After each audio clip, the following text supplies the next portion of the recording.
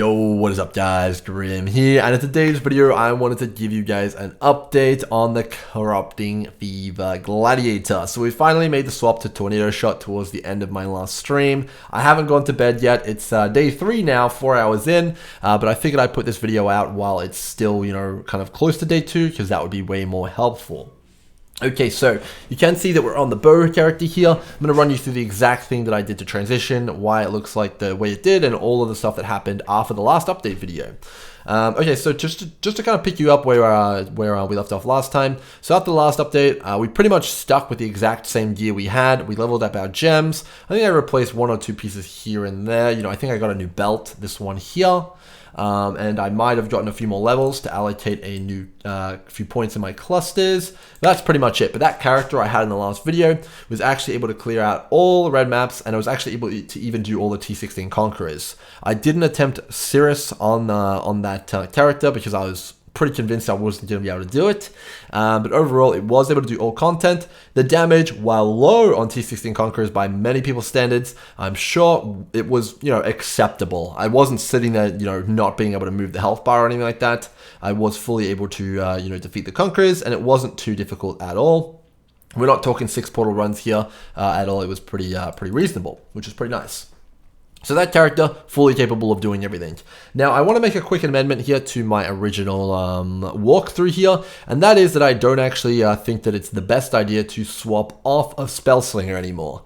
So the original idea of the transition off of Spellslinger was that, okay, your clear is going to start suffering because your damage is starting to fall off. You need to juice up your Corrupting Fever to be able to one-shot all the rares and all sorts of stuff like that.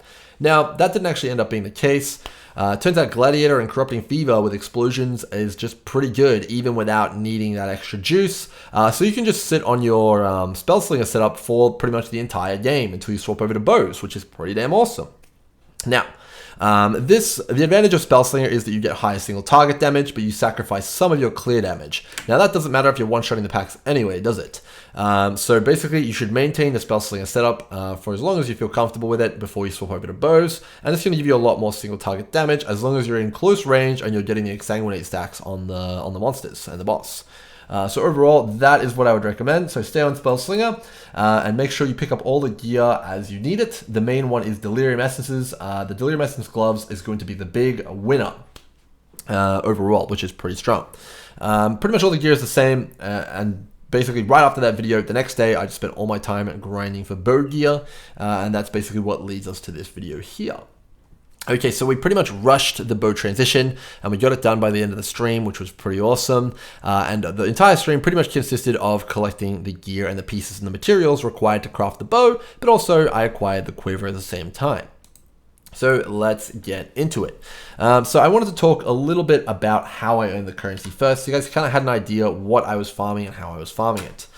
So initially on day 1, I was farming a lot of Haywire Camlet. I did continue to do a bit of Haywire Camlet. I got some Corrupted Essences. I sold some other essences like Dread Essences. Those were reasonably good currency as well. So that was definitely nothing to scoff at. And I would still recommend, checking it out as long as you have some currency for the map device, because it's very much worth to use there, as long as you can sell the essences and you're not worried about pricing them.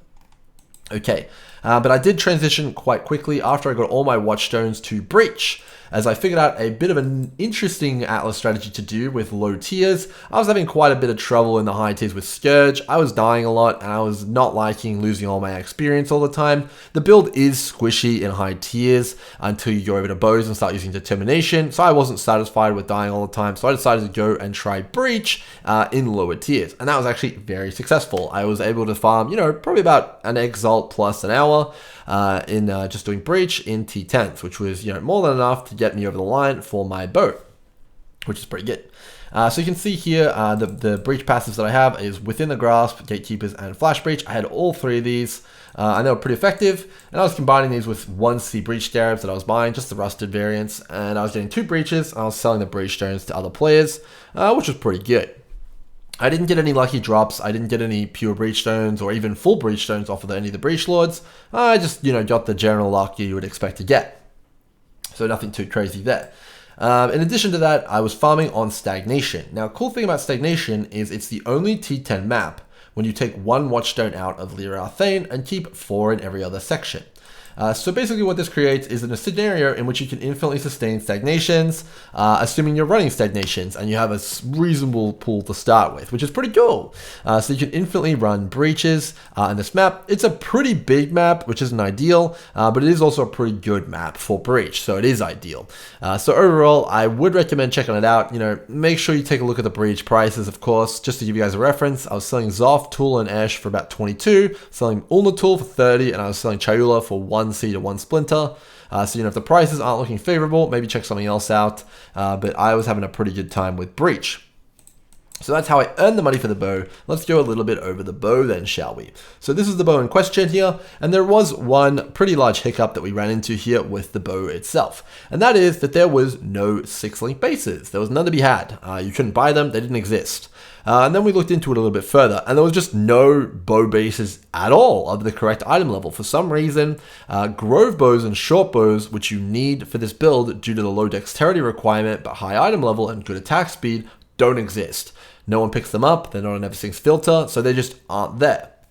So of course, this was a problem. Everyone started putting them on their filter, we started coming up with ways to find them, and someone eventually PM'd me saying they had gotten one and asked if I needed it, and I bought it off them. And then later on, we figured out that, okay, there's a few ways that you can acquire these fairly deterministically, and that you can acquire them, and one of them is off Gwenin. You can buy high item level items off of Gwenin, even if they're really bad bases. You can see here that this is a bad example. Let me reroll. So 85, okay, I got a decimation, but you can see here that it's got all the bases. You can reroll Gwenin. I believe the Astrogallies are reasonably cheap. So that's not a bad choice either. The other option that someone was saying was pretty good was Ober's Cursed Trove was good to get them, but you generally want to put them on your filter. People were dropping their own ones, people are selling them, all sorts of stuff like that. I don't think these are going to be expensive for long, and if they are expensive, maybe just hold off and play as Kinetic Blast or Spell Slinger a little bit longer and upgrade different pieces of gear. That would be my guess. Okay, so overall, that was the main issue. And then, of course, if no bases exist, there's definitely not going to be any 6-link versions of them. So we needed to 6-link the base ourselves, unfortunately. Obviously that cost fusings. I opted to go with the 1500 on the bench because, I'm scared of bad RNG with fusings. You can do whatever you want. I'd recommend fusing it up, though. There is the alternative of crafting it first, then corrupting it, and then using corrupted fusings, which will be way cheaper. But I didn't want to go down that route because I don't want a corrupted bow. But you could definitely experiment with that if you wanted to, and you have the balls to do so. Probably comes out a lot cheaper. I think my bow was about 12 exalts all up, and I got pretty unlucky with the imprints on crafting it. So yeah, not too lucky there. But overall, it was a reasonably smooth experience. I was able to farm up the currency and the exalts to craft it from Breach and Essence, and overall, not too bad. So we got the bow there. The other item I have here, which is new, is the Quiver.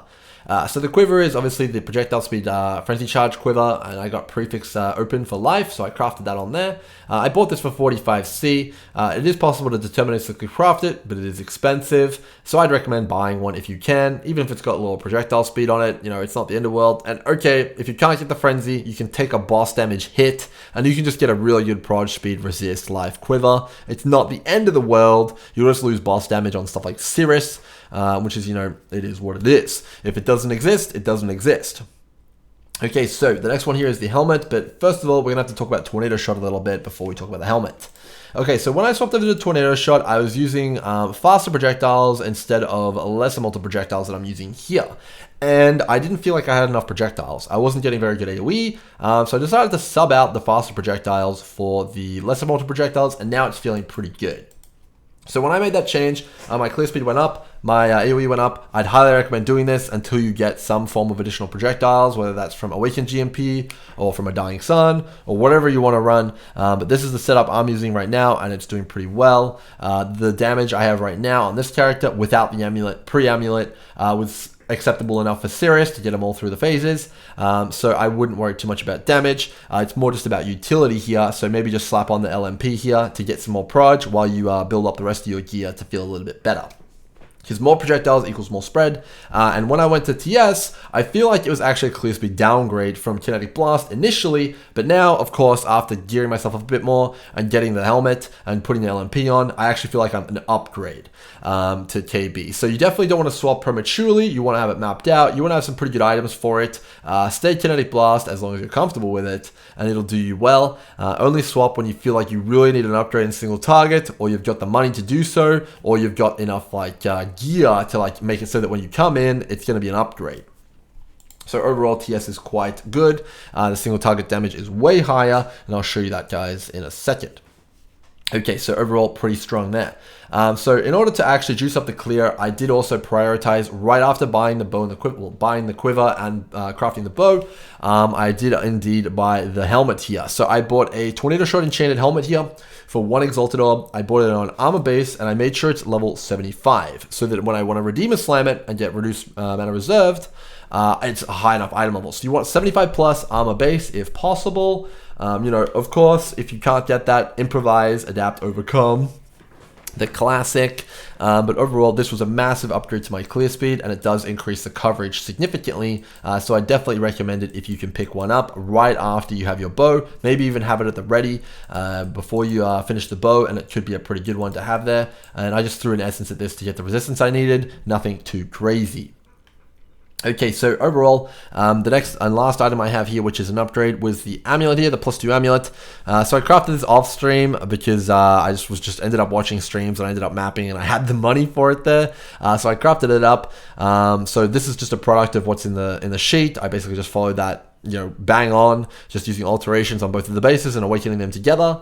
And then obviously, you know, crafting the craft and then allocating charisma. So it's pretty powerful, and you know, it's definitely gives you a lot more damage. I think it's about 30% more damage for the +2 amulet, so definitely nothing to scoff at. You certainly could craft this before you swap over to TS and really juice up your KB damage quite a lot, and it'll be pretty damn good as well. Okay, to give you guys an idea of what the damage of my Corrupting Fever is, to kind of tell whether you want to swap over to Tornado Shot, I've got 72,000 Corrupting Fever DPS with a level 2 Empower, I believe, here. It says +3, but that's because of the amulet and the bow, but it's actually +2, so it's level 2. Yeah, so it's definitely a pretty juiced up Corrupting Fever, and you can kind of compare that to what your KB damage is or whatever you're doing there. So pretty good there. That's kind of the Tornado Shot swap. Definitely don't regret the swap. It's very, very good when you smooth out the kinks, and it's really good to have that 360 coverage, and you're way more tanky because you're shooting behind yourself, to the side of yourself, and in front of yourself. And you can also afford to start respecking damage because you're so more juiced up with the bow. So I'm probably going to respec all of this and start taking stuff like Soul of Steel and Prismatic Skin, and start running Determination very soon after I get my Mana Reservation helmet.